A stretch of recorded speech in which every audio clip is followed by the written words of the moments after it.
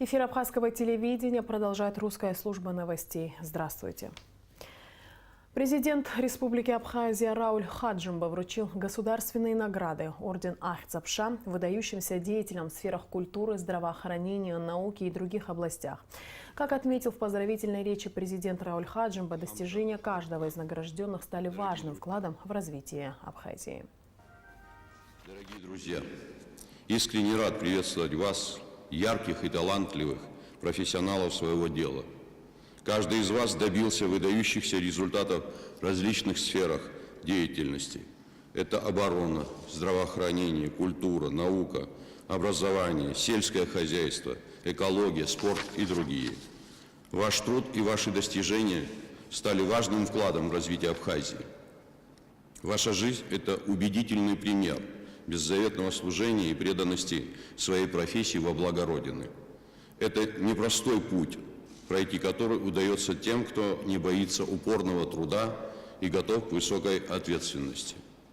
Особенно важно, что вы становитесь ориентиром для молодого поколения, вдохновляете других своей увлеченностью, поиском нового и постоянным совершенствованием. В рамках рабочего визита в Москву премьер-министр Абхазии Валерий Бганба встретился с руководством ВДНХ. Во встрече также приняли участие посол Абхазии в России Игорь Хахва, торговый представитель Абхазии в России Олег Барцыц, исполнительный директор Международного культурно-делового центра Республики Абхазия Олег Лакоба, заместитель руководителя администрации президента Адгур Лушба. Репортаж Ирины Аршба. Перед началом официальной части встречи генеральный директор ВДНХ Сергей Шагуров провел для гостей индивидуальную экскурсию по павильону «Космос», где в интерактивном формате представлены достижения российской космонавтики.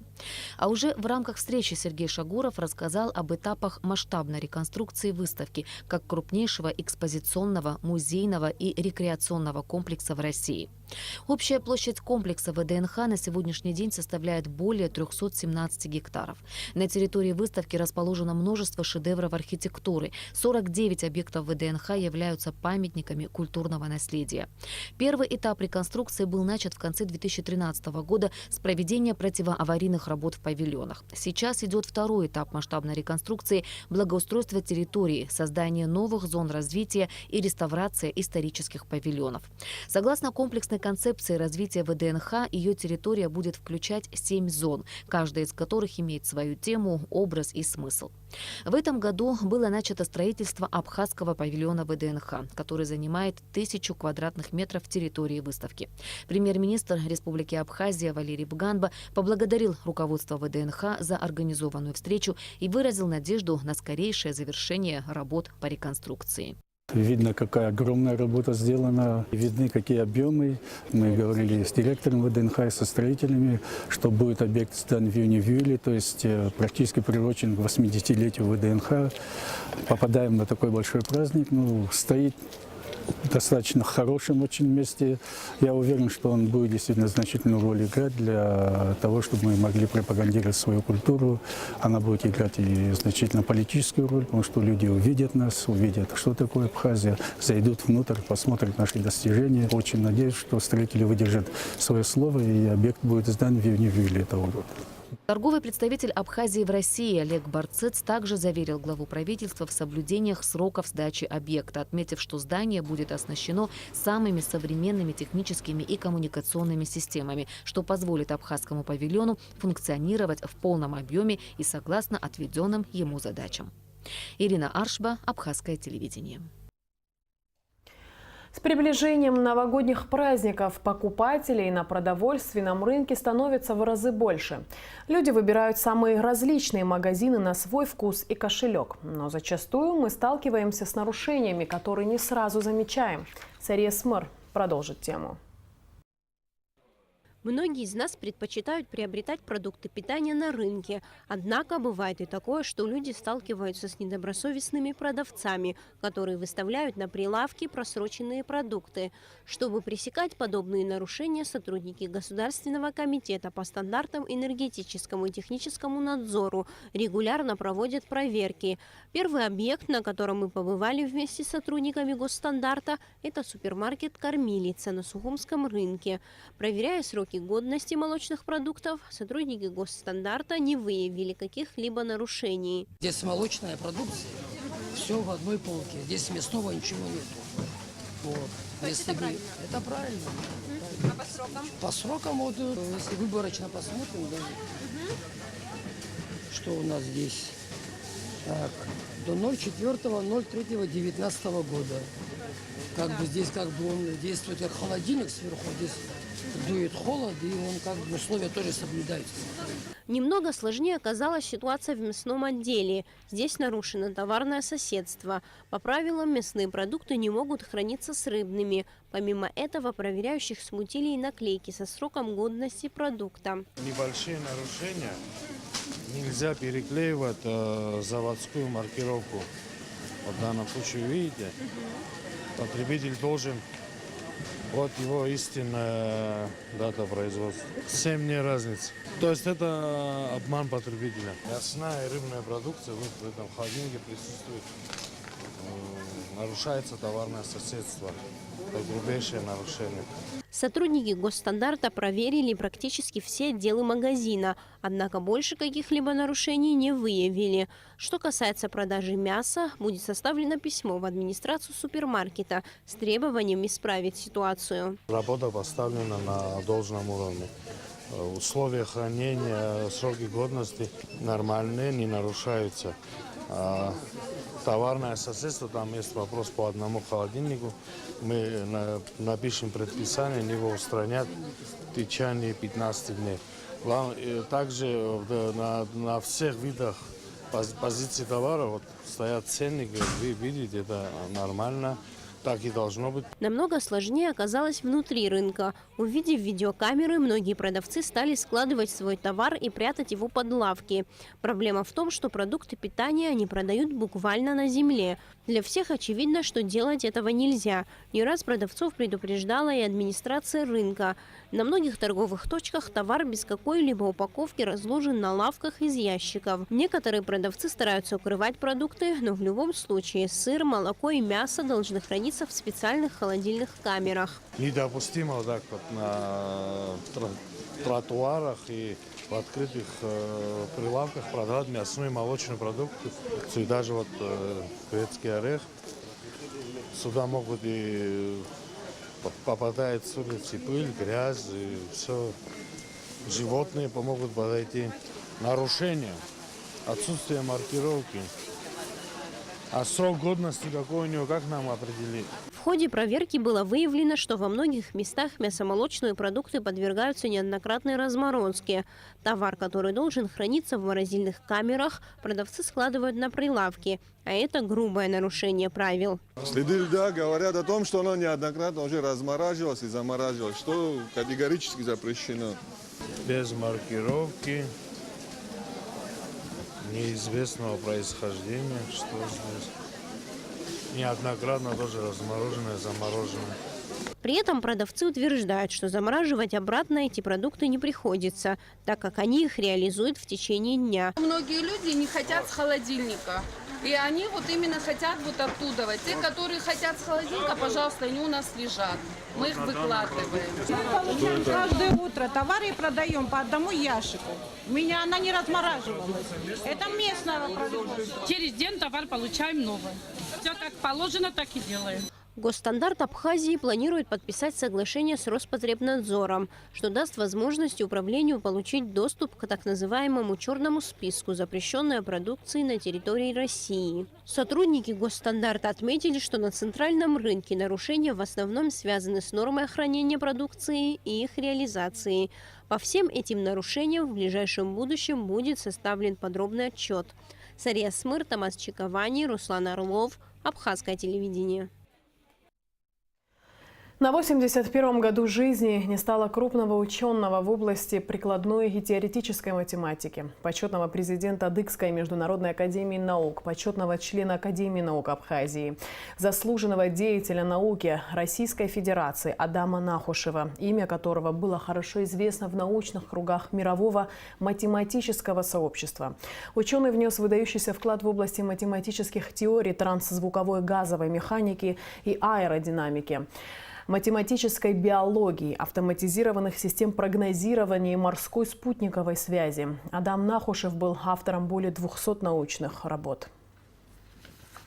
Ушел от нас крупный ученый-математик, общественный деятель Кабардино-Балкарской республики, почетный президент Агдыкской международной академии наук, заслуженный деятель Российской Федерации Адам Маремович Нахушев. В 2001 году решением ученого совета Абхазского государственного университета ему было присвоено звание почетного профессора Абхазского государственного университета. Стало доброй традицией в возглавляемом им институте проведение ежегодных математических форумов.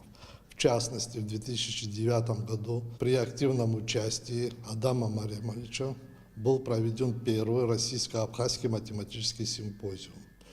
С тех пор наши известные ученые-математики, а также молодые ученые принимают активное участие в совместных мероприятиях. От лица руководства Абхазского государственного университета выражаем глубокое соболезнование всему кабардинскому народу по поводу такой невосполнимой утраты. В Доме творчества имени Дмитрия Гулия в Пицунде, бывшем пансионате «Литфонд», идут масштабные работы по реконструкции номерных фондов. Кроме того, ведутся работы по благоустройству территории пансионата. Об этом в материале Али Китрапш. Пансионат «Литфонд» или Дом творчества писателей в Пицунде, как его называли в советские времена, основан в 1951 году. Здравница развивалась и стала любимым местом пребывания советских и зарубежных поэтов и писателей. В 2002 году пансионат, являющийся государственной собственностью Республики Абхазия, постановлением правительства был передан в аренду Ассоциации предприятий Минатома, являющимся структурным подразделением госкорпорации «Росатом». С тех пор арендованный пансионат поэтапно ремонтируется. Так, в мае текущего года после капитального ремонта состоялось торжественное открытие нескольких объектов пансионата, на котором присутствовал и глава государства Рауль Хаджимба. Комплекс общественного питания пансионата «Литфонд» после ремонта оснащен всей необходимой техникой и инвентарем. За раз столовая может обслужить до 500 человек.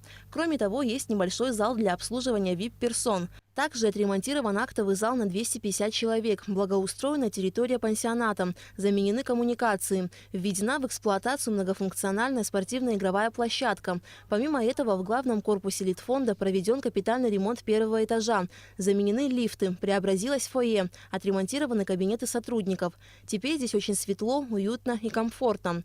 Что немаловажно, в пансионате бережно относятся к истории Литфонда, который сегодня носит имя Дмитрия Гулия. Здесь сохранен и отремонтирован исторический стенд, посвященный основоположнику абхазской литературы. Также есть уголок с фотографиями великих писателей, которые в разные годы бывали здесь на творческом отдыхе. Это один из крупнейших культурных очагов не только Абхазии, но и всего мира. Потому что сюда и американские писатели заезжали, и кубинские писатели заезжали. Я еще молодым писателем приезжал сюда, видел, кто только вся элита мировая здесь отдыхала. Андрей Битов, Федор Абрамов, Фазилий Искандер, Бела Ахмадуллина, Вознесенский. Здесь проходили международные семинары по проблемам художественного перевода и литературных взаимосвязей. Здесь обсуждали абхазско-российские культурные взаимосвязи. Поэтому мы, сохранив эту традицию в добром, таком гармоничном сочетании с потребностями туризма, должны развивать эту отрасль на базе вот таких замечательных объектов. В настоящее время, учитывая несезонность, в главном корпусе пансионата на 10, 11 и 12 этажах начат второй этап работы по капитальному ремонту номерного фонда, что придаст современность и уют для отдыхающих. Началась работа по штукатуриванию стен на балконах.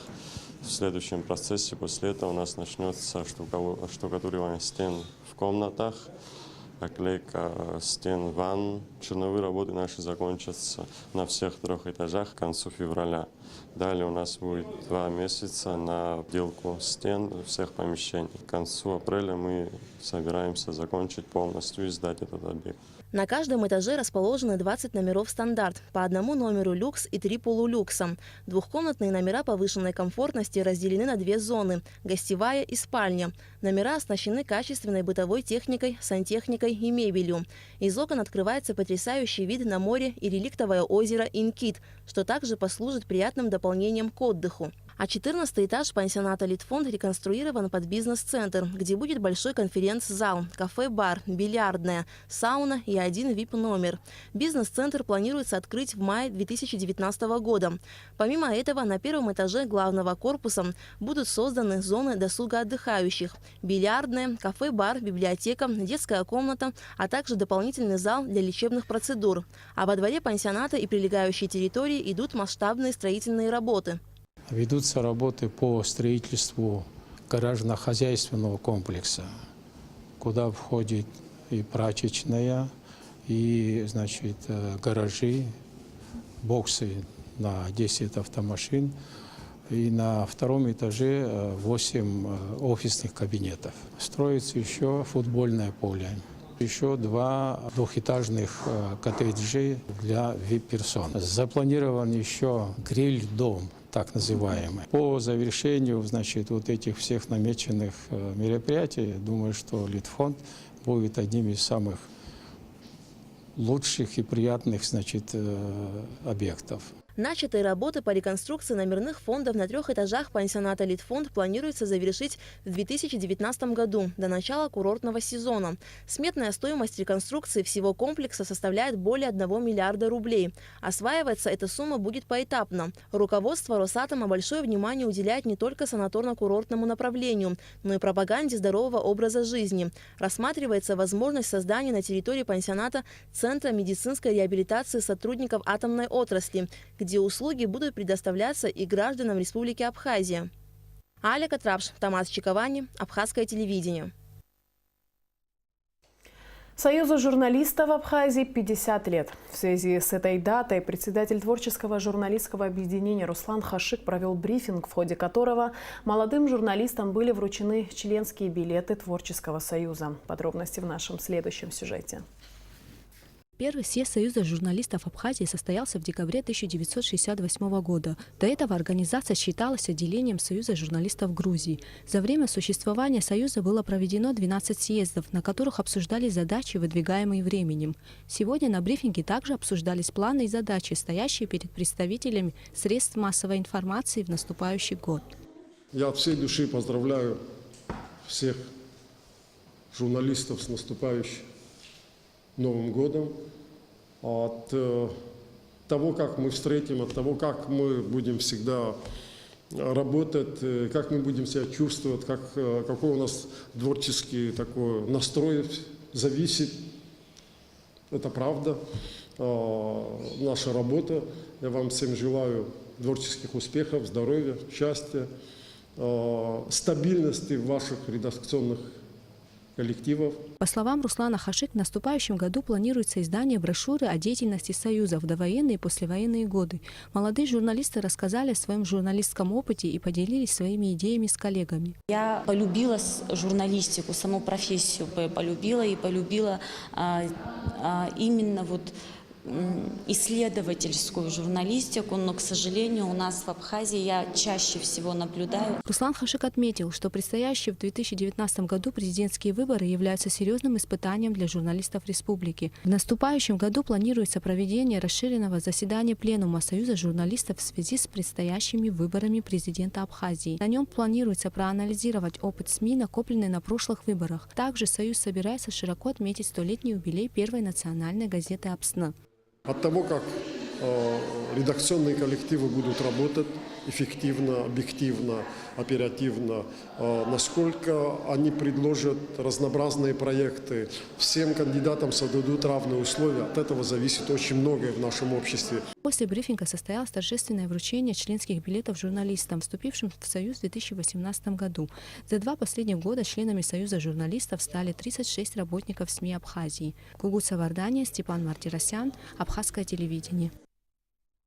В последние дни участились пожары в частном жилом секторе. По сообщению МЧС Абхазии, 26 декабря в 17 часов 59 минут поступил сигнал о возгорании дома по улице Титова в Сухуми. По словам очевидцев, пламя мгновенно охватило деревянное строение, стены которого были собраны из дранки. Пострадавших нет. По предварительной версии, причиной пожара стало короткое замыкание в электропроводке. Вот как об этом говорит хозяин сгоревшего дома. До магазина прошелся Спустился, купил продукты, прихожу, загорелся дом. Хотел зайти, открыть, не открываю дверь, пламя на меня обгорел, чуть не смог ничего вытащить. Все сгорело, телевизор, компьютер, холодильник, стиралка, все документы. Из-за чего мог начаться пожар? Не знаю из-за чего, какое-то замыкание или что произошло, я понятия не имею. До магазина пока не пошел, потому что вижу дым. Поднялся по лестнице, дверь открываю, только хочу открыть. Это горячий воздух такой, думал, зайду что-то вытащу, хотя бы из дома вытащить хотел. Не смог вытащить.